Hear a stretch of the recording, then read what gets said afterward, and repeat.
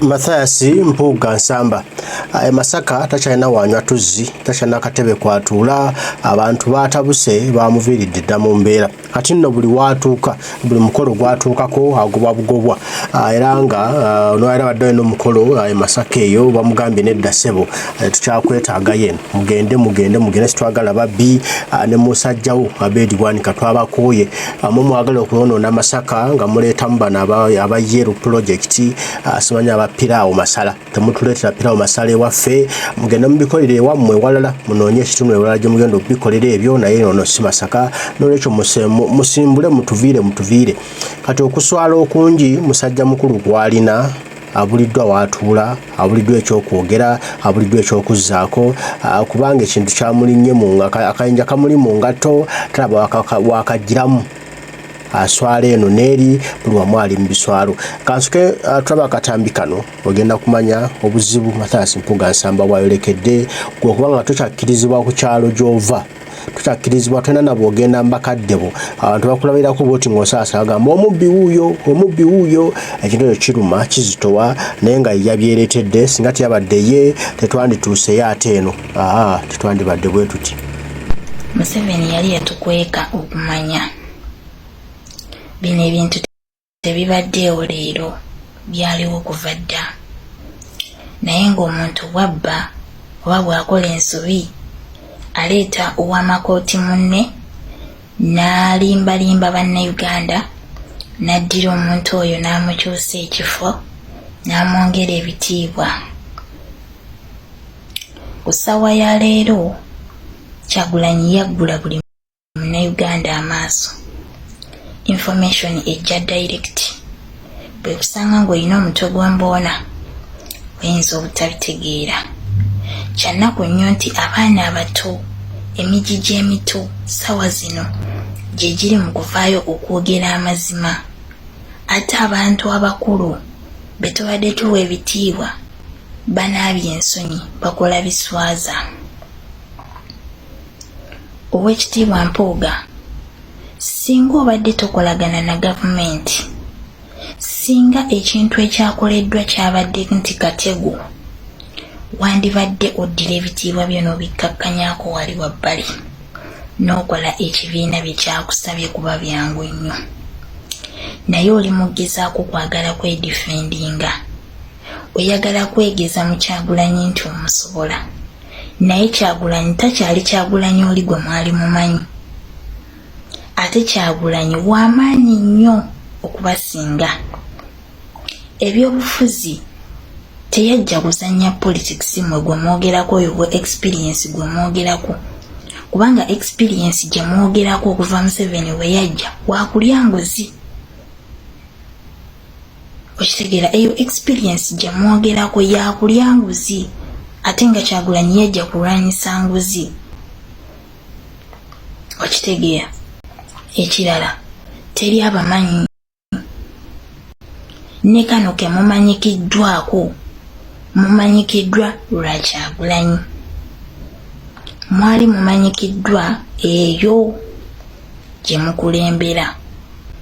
Oli ku musajja amanyikiddwa ensi yonna nga ne bw'ogenda mu kyalo Kalamoja bajja gamba oyo Bobi Wine Kyagulanyi. Kyagulanyi takyali Kyagulanyi oli gwe mumanyi.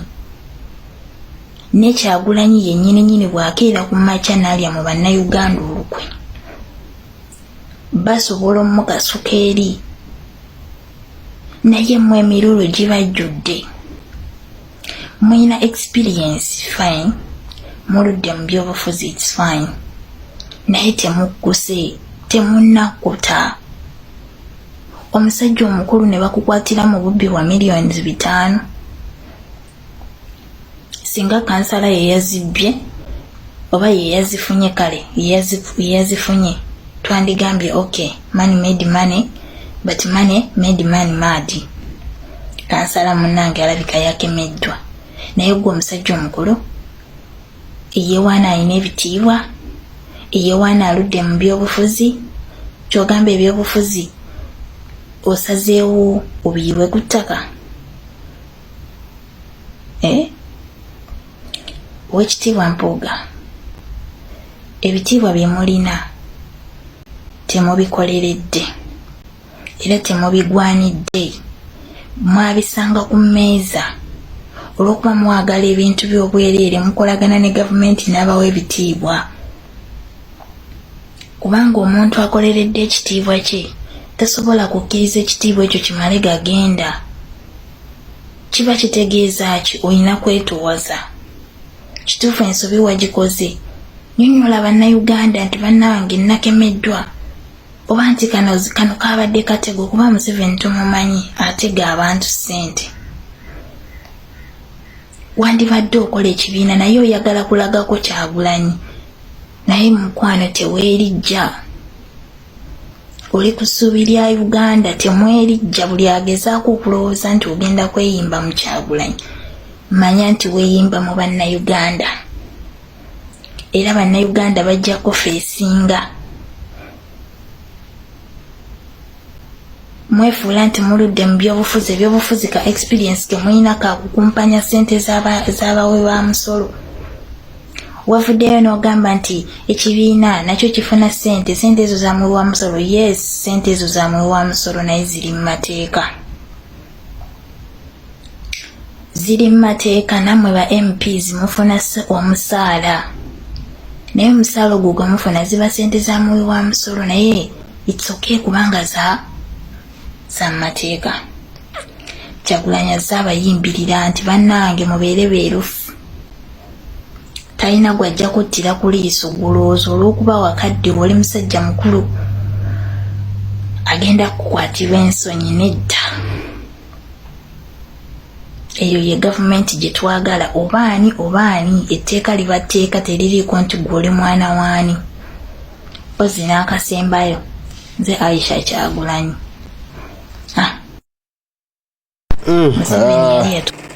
Ndowooza Aisha Kyagulanyi mumuwulidde. Awo be baana bannayuganda, bannabuddu, ensonga eziriwo abangi. Waliwo akabinja akabonda akalye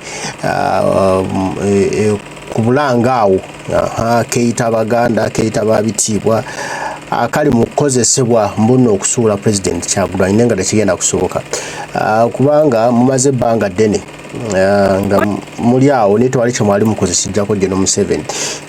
Mwalinga mugezaako bantwaddemu abantu vibe, wali okwekalakaasa kwa 2009 abantu badde mu vibe nga babakkiririzaamu, naye okuva awo ebintu ebyaddirira ebizze bikolebwa, mwaswala buswazi, mwaweebuka buweebusi, mwaggwamu buli kantu konna, tewakyali mazima gennyini. Muntu wasinzira kufuna hadithi y'emmengo ku CBS awo n'osoma BBS. Kati abantu bo bamanyi kye baagala, tebaagala nkyukakyuka, era nga n'alina enkyukakyuka eyo si mulala wabula President Kyagulanyi Ssentamu Robert Bobi Wine. Kati gwe kookola otya ne bw'onoyogera obitango obyogera ku Kyagulanyi tojja kusurvivinga kubanga ye ali ku mazima, ate amazima munaye gasigala mazima. Omukulu Mathias Mpuuga ensimbi yazirya, kati ne bw'anaakola atya bannayuganda bakimanye ensimbi yazirya, twali wagenda kulimbalimba. Masaka ekiriyo kyotulabe wano. Waliwo omusajja nali muto wa Kiseka. Omusajja yabuuza munne naye malaaya yo oli yalagawa. Munne n'amugamba nti malaaya oyo yagenda munnange. N'amugamba waliwo muzimbire ennyumba ennungi. N'agamba malaaya ne wooli muzimbire n'oli mukolera bitya kasita abeera n'obwetaavu bwa mitwalo just 5. Imagine yeye mukolera edduuka nga yamuzimbira n'ennyumba. Naye just kasita abulwamu akasente akatono ng'agaka ngende n'eryemu ngende n'etunde ng'enjogera ennaku zino boogera okweryamu. Kati zino malaaya zo tetwetaaga malaaya mu Uganda okukyusa Uganda. Twetaaga mukazi mufumbo ayagala aw'okutuula nga bamuzimbidde ennyumba n'atuula n'amanya nti ono musajja wange katuyiiye mpaka we tunaafuna. Kubanga omuntu okera n'akuzimbira ennyumba, Mpuuga twagimuzimbira Abannayuganda myaka 2 ali mu kulya ku Bannayuganda. Naye obwamalaaya bwa Mpuuga noono omusajja bwanika ne banne bonna gurupu gye mumanyi tejja kugwawo. Obwamalaaya bubali mu musaayi.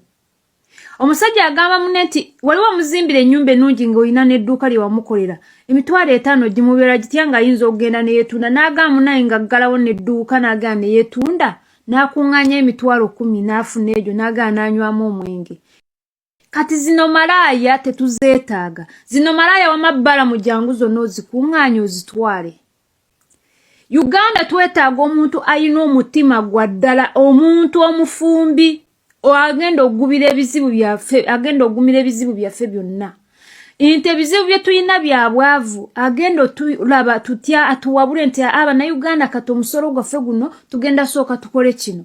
Kaakati we tunaddamu ne tufuna zino tumale tukole tuti. Twetaaga omuntu omu ye Kyagulanyi. Naye n'omutamiivu n'oyo taata we yali yajja kupakasa Kadaama wa Sekadaama yamala ddofuna neera nga omanyi basekadaama bano tebasiima. Emyaka gigendera agamba nkyetaagayo okukola ibanyongereyo emyaka 2 banyongereyo kati ye Museveni. So zino malaaya bbala muzisombe zonna zijjeemu kubanga mwe abazisindika nkimanyi. Zonna zisombe ozitwale wa MK. Ffe tetulina kye tufiiriddwa Abannayuganda tukyaliwo. Abaabalonda tukyaliwo. Abaana bagenda kujja beesimbewo, tugenda kujja twesimba abantu abalina omutima ogw'eggwanga, abaagala enguudo ennungi, abaagala amalwaliro amalungi, abaagala abantu abali obubi ng'abali eri Karamoja Museveni gy'asima Golodi. Nabo bakyuse ku bulamu. Abalaba ebintu ebibi ne tugaba mbi, abalina omutima ogulumirirwa nga Kyagulanyi arudde mbagambye mu bayimbi bonna ye muntu eyafuna omutima ogulumirirwa abantu n'agamba wadde ndi bulungi munsondedde akasente akamala Bannayuganda naye tetuli bulungi kimala njagala ffenna tubeere bulungi Kyagulanyi. Kati we tufuna omusajja mutetenkanya nga Kyagulanyi yeetaaga abakyala abafumbi abagenda ogumira ebizibu byonna bye tugenda okuyitamu. So si zino malaaya zimpuuga ezo zimalaaya mutwale zonna. Ezo zimalaaya mutwale zonna abaana batwe bagambi. Kale Masaka Yesu wakuzanyira mukulu Mathaas Mpuuga atambula aswala asojjolimba busojjolimbi akenga bukenze baba nengero baba ndaba obampite wano bampite wali bwe naye tebandaba sibagwemu baabo bwato kati bwatambula ye ntambula ye anti abantu kati abatya abe yali ayingiramu mangu nnyawo ne bamingolinga kati abatya n'okubayitamu abatira ddala era buli bali atyawo era yekengerawo omutima gumuluma yazza omusango gwa Naggomola naye n'ekyokukwata kyakirina okujjako okwegumya embeera kuba yakola dde ensobi ate ne gwe yali akensimbi amuterawo dda kwakulizo wagambye ati no alekulidde binaddirira ajja kubiraba kakyo bulaba alimu eno embeera nga bweri nga tasalawo kituufu kyakukola kubanga naye azimuwa naye amutaddeko akazito kanene bwe kati ayagala kuswaliza ddala Mpuuga aswaluka gwewo. Kale katumusabire ng'agenda n'olugendo lwe olw'okuswala agira aswaluka tunaamusisinkana. Mbagala nnyo mwenna abali eyo Omukama Katonda gwe nsaba bankuumire tujja kuba tuddamu mweraba.